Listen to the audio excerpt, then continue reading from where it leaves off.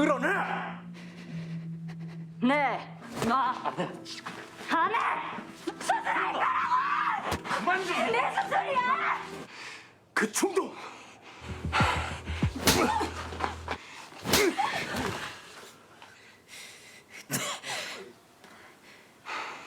잘 들어, 정세혁. 내가 그렇게 만들 거니까 그 수술방에 못 들어가게 될 거야. 다시는!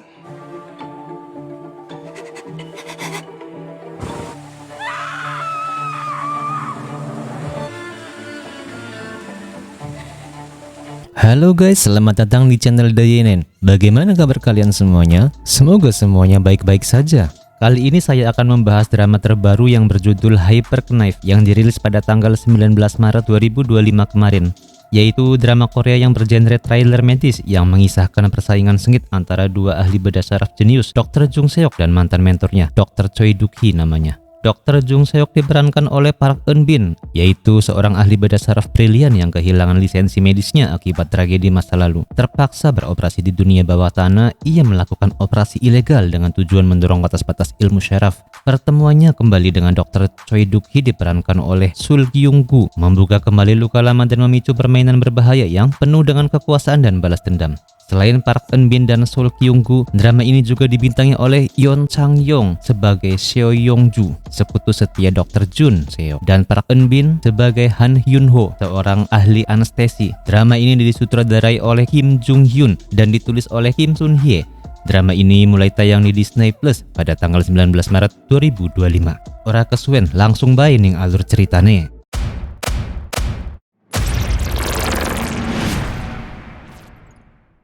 Cerita dimulai di malam yang gelap dengan hujan yang cukup deras. Sebuah mobil ambulan dan beberapa mobil lainnya tampak membawa seorang pasien. Namun alih-alih menuju rumah sakit, mereka justru menuju sebuah gedung yang sangat misterius. Ternyata di tempat itu akan dilakukan operasi ilegal terhadap seorang ketua gangster. Dan yang mengoperasi di sini bukan dokter biasa. Dia adalah Jung Seok namanya, seorang dokter jenius yang izin prakteknya telah dicabut. Meskipun begitu, dia tetap melakukan operasi-operasi ilegal seperti ini. Dalam aksinya, ia dibantu oleh dua orang, yaitu Dr. Han Hyun-ho dan seorang mahasiswa keperawatan bernama So Young-ju. Jung Seok sendiri memiliki ciri khas unik, yaitu sebuah tato di belakang lehernya dengan bergambarkan otak yang melambangkan hidup dan mati. Malam itu operasinya berjalan dengan lancar tanpa kendala apapun.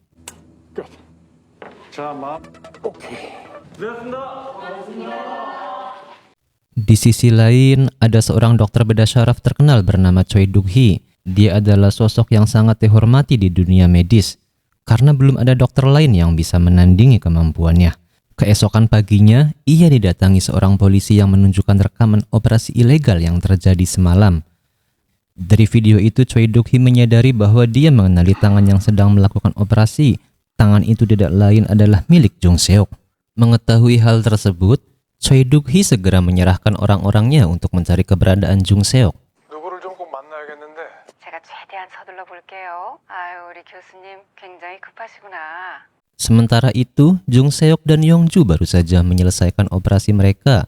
Dalam sebuah kejadian di masa lalu, Jung Seok pernah menyelamatkan nyawa Yong-ju dengan mengoperasi kepalanya. Meskipun alasan dibalik operasi itu masih menjadi misteri. 있어봐. 그냥 보는 거야.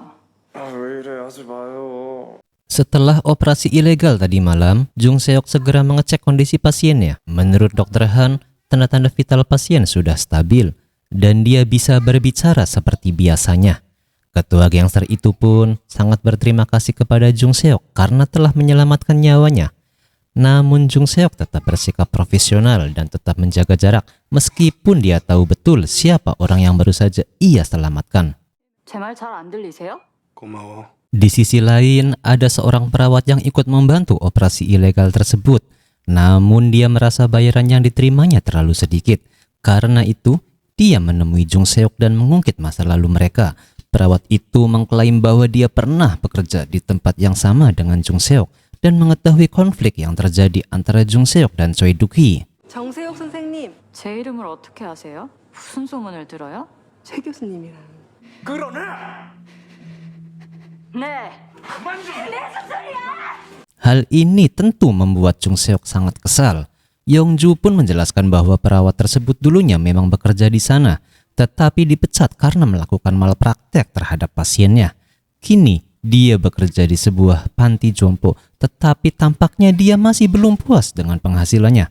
Demi mendapatkan lebih banyak uang, perawat itu nekat membius ketua gangster tersebut dan mengancam Jung Seok.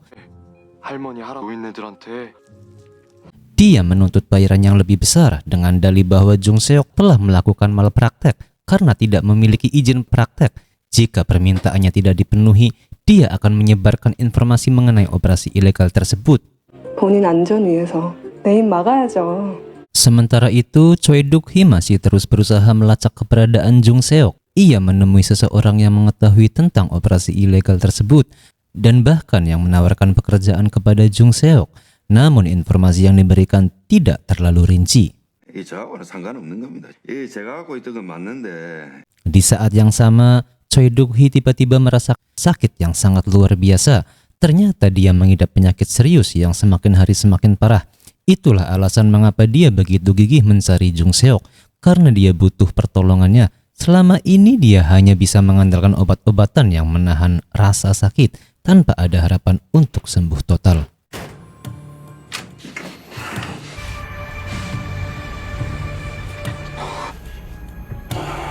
Keesokan harinya, ketua gangster akhirnya diperbolehkan pulang dan akan dirawat oleh Dr. Han. Sebelum pergi, dia kembali mengucapkan terima kasih kepada Jung Seok dan menawarkan bantuan jika suatu saat Jung Seok membutuhkannya.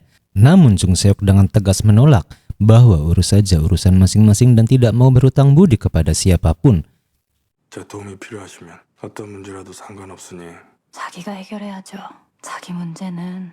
Setelah semuanya beres, ketua gangster langsung dibawa oleh Dr. Han untuk mendapatkan perawatan lebih lanjut. Sementara itu, perawat yang sebelumnya memprotes Jung Seok masih penasaran tentang dirinya. Dia pun bertanya kepada So Young-ju bahwa dia memang benar bekerja dengan Jung Seok dan sering membantunya dalam setiap melakukan operasi. Setelah memberikan jawaban itu, Young-ju langsung pergi. 아가씨 관련된 거 다 합니다. 운전도 하고 청소도 하고 빨래도 하고 Perawat itu pun mengambil minuman karena merasa haus. Namun begitu dia meneguknya, sesuatu yang aneh pun mulai terjadi pada tubuhnya. Di sisi lain, Jung Seok meminta Yongju untuk mengantarkan sebuah paket yang tertinggal milik Dr. Han. Dan Jung Seok memberikan perintah bahwa paket itu jangan sampai dibuka, nanti bisa terkontaminasi. Sementara itu, Jung Seok juga menyuruh salah satu anak buahnya untuk beristirahat. Setelah semua orang pergi, inilah saatnya Jung Seok memberikan pelajaran kepada sang perawat. Tak lama setelah menengguk minumannya, perawat itu pun tiba-tiba jatuh pingsan. Ketika sadar kembali, dia masih dalam keadaan setengah sadar dan kebingungan. Di perjalanan, Yongju pun tiba-tiba merasa ada yang janggal. Ia mencurigakan bahwa Jung Seok telah berbohong kepadanya. Dengan penuh rasa penasaran, dia memeriksa isi paket yang diminta untuk tidak dibuka tadi, dan ternyata dugaannya sangat benar sekali bahwa paket itu bukan sekedar barang biasa.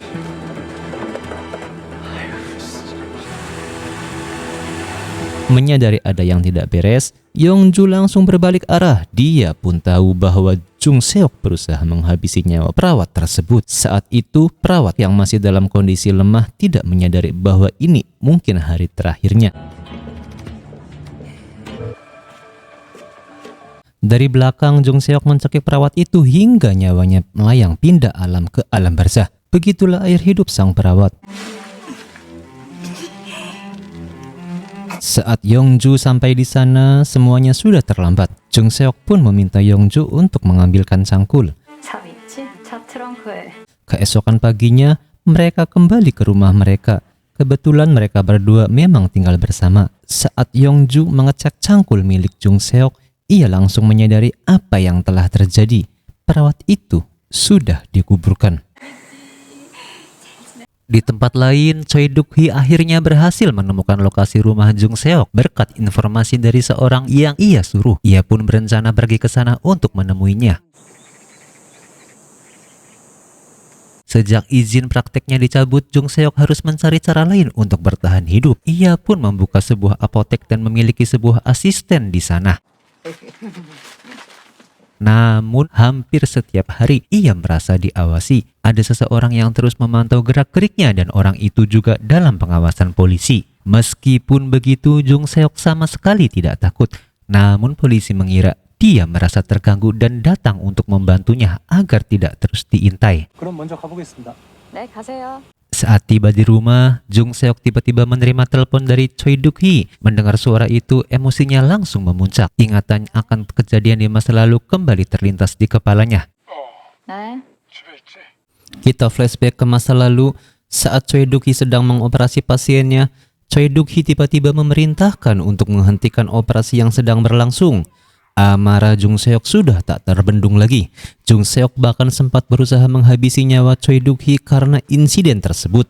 Akibatnya ia mendapatkan tamparan keras dari Choi Duk-hee. Sejak saat itu izin prakteknya benar-benar dicabut. Jung Seok tak pernah bisa melupakan kejadian itu. Ia bahkan sempat berlutut di bawah hujan, memohon pengampunan, tetapi Choi Duk-hee tetap tak peduli sedikit pun. Sejak hari itu kebenciannya kepada Choi Duk-hee semakin membara dan ia bersumpah akan membalas dendam suatu hari nanti. Hari itu setelah sekian lama Choi Duk-hee akhirnya datang ke rumahnya. Jung Seok berusaha menahan emosinya dan meminta Yongju untuk masuk ke kamar. Saat bertemu, Choi Duk-hee mengungkapkan tujuannya. Dia mengidap penyakit serius dan meminta bantuan Jung Seok untuk mengoperasinya. Sebagai imbalan, ia berjanji akan mengembalikan izin praktek Jung Seok. Namun tawaran itu langsung ditolak mentah-mentah. Jung Seok merasa hidup dan karirnya sudah hancur karena Choi Duk-hee. Dan sekarang tiba-tiba orang yang menghancurkannya justru datang untuk meminta bantuan. 그렇게 꼴 보기 싫으면 싹 다 다루고 가라고! 아예 아무것도 못하게 잘라버리지 그래요? Saat Choi Duk-hee hendak pergi, penyakitnya kembali kambuh. Tangannya gemetar saat mencoba mengambil obat, tetapi obat itu justru jatuh ke lantai. Jung Seok keluar dari rumahnya dan memandang Choi Duk-hee dengan tatapan dingin. Sebagai balas dendam, ia menginjak dan menghancurkan obat tersebut. Sama seperti yang dilakukan Choi Duk-hee kepadanya pada waktu itu. Choi Duk-hee hanya bisa melihat Jung Seok dengan mata penuh ketakutan. Jung Seok yang kini dikuasai amarah tak bisa lagi mengendalikan dirinya sendiri. Seo Yongju akhirnya memutuskan untuk bertindak. Ia keluar dan berusaha menghentikan Jung Seok. Dengan cepat, ia menghubungi pihak rumah sakit. Tak lama kemudian, ambulans pun datang untuk menyelamatkan Choi Duk-hee. Beberapa tahun yang lalu ketika Jung Seok masih menjadi mahasiswa kedokteran di salah satu universitas terkenal di Korea, ia mengambil spesialis bedah syaraf. Sejak awal, ia sudah sangat mengidolakan Choi Duk-hee. Saat itu Duk-hee tinggal di Boston, tetapi ketika ia kembali ke negaranya untuk mengabdi, Jung Seok tidak menyia-nyiakan kesempatan. Ia langsung menemui Duk-hee dan menunjukkan kemampuannya. Ternyata Duk-hee mengakui bakatnya. Jung Seok bahkan mendapatkan nilai sempurna dalam ujian yang diberikan Duk-hee. Karena itu ia dengan penuh semangat meminta untuk menjadi muridnya dan berjanji akan mendedikasikan hidupnya sebagai seorang dokter. 가르쳐주세요 선생님. 배우고 싶어요. Melihat tekad yang kuat dari Jung Seok, akhirnya Duk-hee menerima sebagai anak didiknya. Sementara itu kondisi Duk-hee yang sempat kritis kini mulai membaik. Ia pun menemui Dr. Han untuk meminta bantuan agar bisa membujuk Jung Seok melakukan operasi. Dr. Han awalnya enggan karena ia tahu Jung Seok pasti akan menolak. Namun tetap saja ia akan mencobanya. Benar saja, Jung Seok dengan tegas menolak, bahkan ketika Dr. Han membujuknya, mengatakan bahwa ini bisa menjadi kesempatan untuk mendapatkan izin praktik kembali. Jung Seok tetap tidak mau. 그냥 죽으라 그래요. 난 안 해요. Malam harinya, Jung Seok membakar semua barang-barang yang berhubungan dengan Duk-hee, foto, dokumen, hingga kenang-kenangan saat mereka masih bekerja sama. Ia pun menghapus masa lalu sepenuhnya.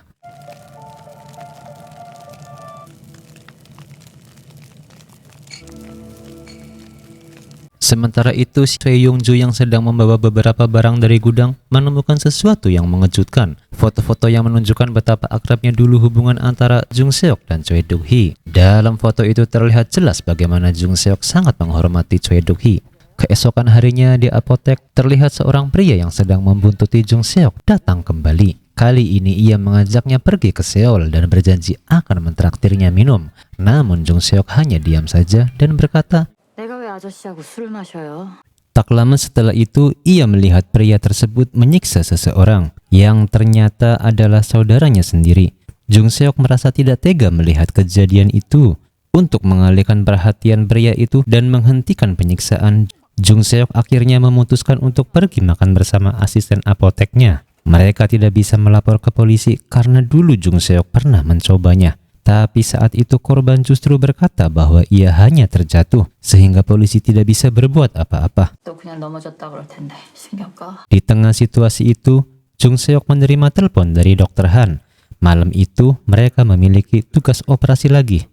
Dengan penuh semangat, Jung Seok mencoba menghubungi So Yung Ju, tapi panggilannya tidak diangkat. So Yung Ju saat itu sedang berusaha menggali masa lalu Jung Seok. Ia akhirnya menemukan sebuah foto lama, foto Jung Seok, Choi Duk-hee, dan seorang perawat yang pernah bekerja sama Duk-hee. Dengan rasa penasaran, ia mencari perawat tersebut dan menanyakan apa yang sebenarnya terjadi, hingga hubungan Jung Seok dan Duk-hee menjadi begitu renggang. Perawat itu akhirnya membuka suara, sebenarnya semuanya baik-baik saja, sampai Duk-hee berjanji akan mengirim Jung Seok ke Boston untuk melanjutkan pendidikan. Tapi pada akhirnya yang dikirim bukanlah dia. Orang lain yang mendapatkan kesempatan itu, seseorang yang diduga membayar Duk-hee agar bisa mendapatkan posisi tersebut, jelas perawat itu. 제가 아니라 왜 하우영이 가요? 보스턴. Jung Seok merasa sangat dikhianati. Ia telah mengabdikan dirinya sebagai murid setia Duk-hee. Tapi justru orang lainnya mendapatkan kesempatan emas itu.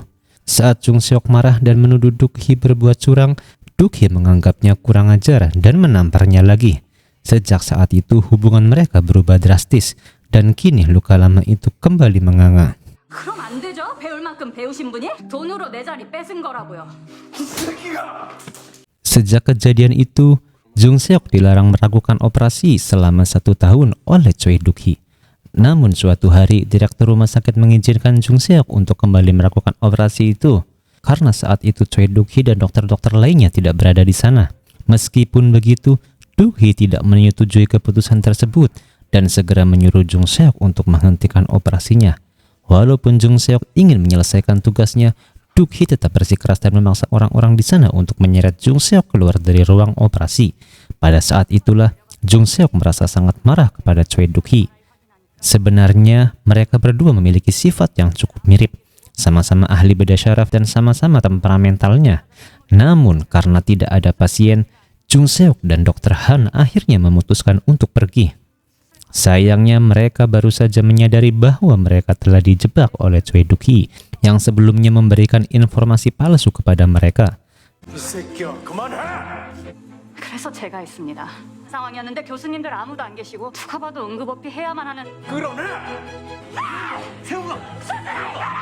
Saat keluar dari rumah sakit, Jung Seok melihat mobil Choi Duk-hee terparkir di sana. Ia langsung menghampiri Duk-hee yang kemudian mengatakan bahwa selain mengembalikan izin praktiknya, ia juga bersedia memberikan kesempatan kepada Jung Seok untuk belajar di Boston. Namun Jung Seok langsung menolak mentah-mentah tawaran tersebut karena ada syarat yang harus ia penuhi, yaitu mengoperasi Choi Duk-hee. Jung Seok tidak mau melakukannya, namun Duk-hee sangat yakin bahwa suatu saat nanti hati Jung Seok akan tersentuh untuk mengoperasinya. 자리 하나 마련해뒀다. 보스턴 의대에 내가 그렇게 만들 거니까. Mendengar hal itu, Seo Yung Ju mencoba memujuk Jung Seok, mengatakan bahwa tawaran ke Boston itu sangat bagus. Namun Jung Seok tetap teguh pada pendiriannya dan menolak. 우리 그냥 보스턴 가면 안 돼요? 가긴 어딜 가니? Setelah mereka sampai di rumah, Yung Ju masih terus membahasnya, tetapi Jung Seok tetap sama. Ia tidak akan pernah tertarik sama sekali. Saat melihat keluar jendela, Jung Seok menyadari bahwa seseorang masih saja mengawasinya di sekitar rumah. Karena merasa terganggu, ia memutuskan untuk mendatangi tempat orang tersebut.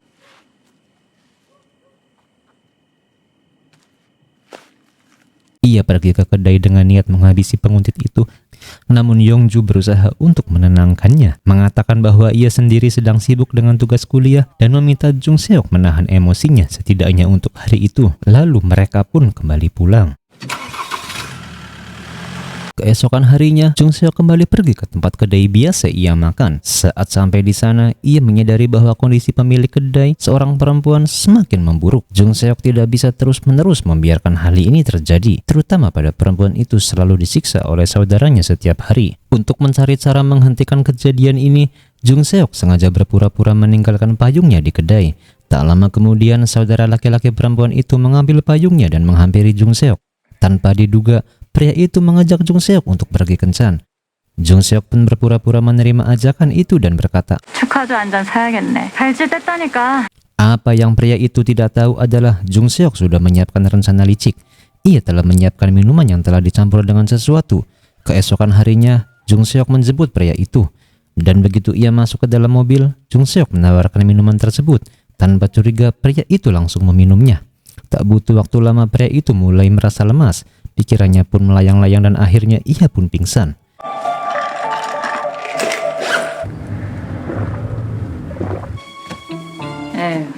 아니. Ketika ia terbangun, betapa terkejutnya ia mendapati dirinya sudah diikat dengan mulut disumpal oleh Jung Seok. Pria itu semakin kaget ketika melihat Jung Seok berdiri di depannya dengan ekspresi dingin. Ia tak menyangka bahwa Jung Seok bisa melakukan hal seperti ini. Namun sudah terlambat. Jung Seok tanpa ragu menghabisi nyawanya. Setelah itu, Jung Seok segera menghubungi Seo Yung Ju untuk membantunya membersihkan dan membereskan rumah mereka. Sementara itu, ia sendiri membawa tubuh pria tersebut untuk dikuburkan. Mau tidak mau, Seo Yung Ju pun pergi ke rumah Jung Seok untuk membersihkan semua bukti dari TKP itu. Sesampainya di sana, Seo Yung Ju sangat terkejut melihat betapa berantakan rumah itu. Ia dengan cepat menghilangkan barang bukti dengan cara membakarnya. Namun tiba-tiba sebuah mobil polisi lewat di depannya.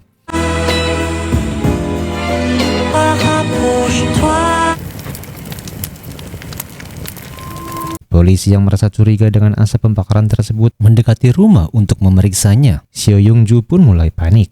Jika mereka sampai ketahuan, ia dan Jung Seok pasti akan menghadapi proses hukum, terutama karena ini berhubungan dengan penghilangan nyawa seseorang. Sementara itu, Jung Seok telah berusaha menguburkan tubuh pria tadi, tiba-tiba mendengar suara langkah seseorang mendekat.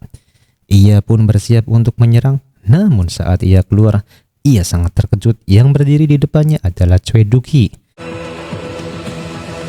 Choi Duk-hee tampak tenang dan seolah tahu semua yang dilakukan Jung Seok.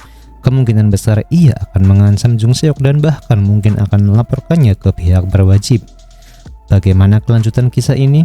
Akankah Jung Seok berhasil lolos dari ancaman Choi Duk-hee? Kita akan melihat jawabannya di episode berikutnya. Terima kasih yang sudah menonton. Sampai jumpa di video selanjutnya.